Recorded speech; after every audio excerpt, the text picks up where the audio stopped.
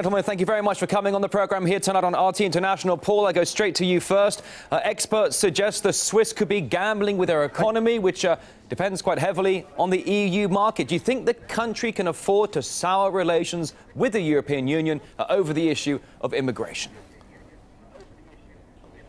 Look, this is a fantastic day for democracy, Rory. I mean, the Swiss have gone out, they voted, the majority have said that they want a quota system. What they want to see is their borders controlled. And I tell you what, it's a great day because finally someone is standing up to Brussels. But the question is where do the European Union go from here? I suspect they will try to force the Swiss to vote again, have another referendum, because that's what the European does. It doesn't listen to the democratic wish of the people. Let's not forget, they ignored the referendum in France, they ignored the referendum in Holland, they made the Irish vote again twice over the Nice Treaty and the Lisbon Treaty. This is a big challenge for Brussels, but I suspect they will try to force the Swiss's hand and pick on the smallest boy in the playground. All right, well, I see Joe there shaking his head during this. So, Joe, do you think this could have any consequences for the EU, perhaps politically speaking? No, it is this Europhobia from Great Britain that we know since years. This is absolutely wrong. The agreement between the EU and Switzerland was not done by Brussels, but was done by the Swiss government. They even had a referendum 10 years ago on this. They wanted the freedom of movement. They wanted these fundamental rights of all the citizens to move freely. It has nothing to do with a Brussels dictatorship. But if this agreement is now cancelled, of course, it has to be renegotiated. And Switzerland cannot have all.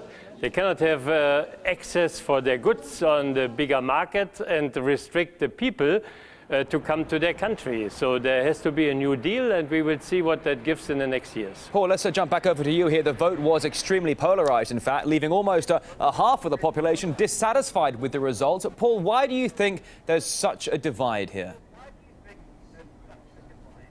Well, because that's democracy, and, you know, the majority voted in favour. But look, a quarter of people in Switzerland were not born in Switzerland. There were 80,000 migrants last year. It only has a population of 8 million people. Wages are being driven down. It's putting pressure on houses, their healthcare system, on transport. Quite frankly, it's the democratic wish of the Swiss people that they want to control their own borders. And good for them. I wish we could do the same in our own country. I tell you what, let's have a referendum in Britain on the exact same subject about, 4 million people come under the last Labour government to live in this country. That's net. We can't control our own borders. We can't cope anymore. Let's have a referendum in Britain, and then let's go back to the table with the European Union, because trust me, the bargaining chip that Britain will have will be far larger than Switzerland, because there's 12 million jobs which are dependent on British trade within the European Union. Paul, I'm jumping back to Joe here. Joe, I see you once again shaking your head. Switzerland's decision to limit the number of foreign workers, perhaps the latest example of the growing feeling of nationalism. Where do you think this trend could be heading? Now, I look on Luxembourg. Luxembourg have 35% of foreigners. They live with it very well because Luxembourg is a growing economy, a growing service sector. And you have seen the reaction of Swiss industry today. Swiss industry was upset with this very slight majority because they need the workers. They get qualified workers, not from Africa or Asia. They get it from their neighbor countries, from Italy, from France, from Germany. And they kick in their own knee. And let's see whether this is really the final verdict. And this whole phobia about immigration is just disgusting. All right, well, Joe, Joe, just to jump in here, I'm sitting here watching both of you. Paul, you're laughing at all of us here. Paul, what's so funny? The Brits would not do a lot of jobs that have been done by the Polish in your country, and you are just kicking them in the ass when they have done dirty jobs in your country. Let me tell you.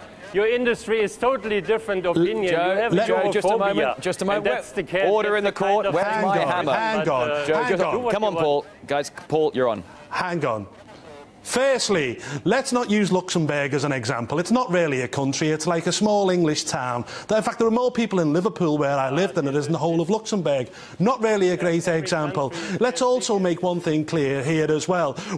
Hang fire, Joe. Let's make one thing clear here. We have 1 million young kids in this country, in Britain, 18 to 24, who are unemployed. We've got 2.4 million people who can't get work. It makes no sense whatsoever to saturate your job market even further by having an open-door policy to the whole of the European Union. What we want to see in Britain is we want to control our own borders with a points-based system. If you've got the skills that this country needs, yes, come here and work. What we won't allow to happen is for people to come from Eastern Europe in particular and claim benefits from day one. No, we don't. Paul, you have border control, guys, and most of your people are coming not from the EU, they come from your former empire. No, we don't. That's your problem. You guys in Brussels control. You guys in Brussels control our borders. All right, listen, guys, I'm going to jump in. Joe and Paul, we all have to play nice in the sandbox. Let's share our toys. Joe, the introduction of quotas for foreigners would arguably create more job opportunities for the Swiss themselves. I mean, that's a good thing, isn't it, Joe? Of course it would. Every country should choose their future and have their choice, but we have common rules, and if you are a member of a club, you follow the rules.